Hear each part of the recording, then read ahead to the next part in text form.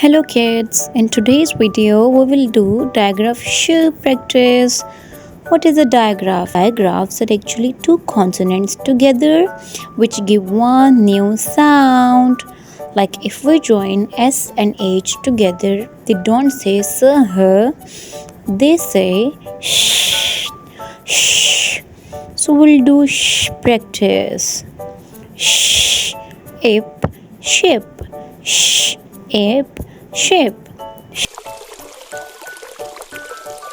Sh, eep, sheep. Sh, eep, sheep. Sh, ooze, shoes. Sh, ooze, shoes. Sh, earth, shirt. Sh, earth, shirt.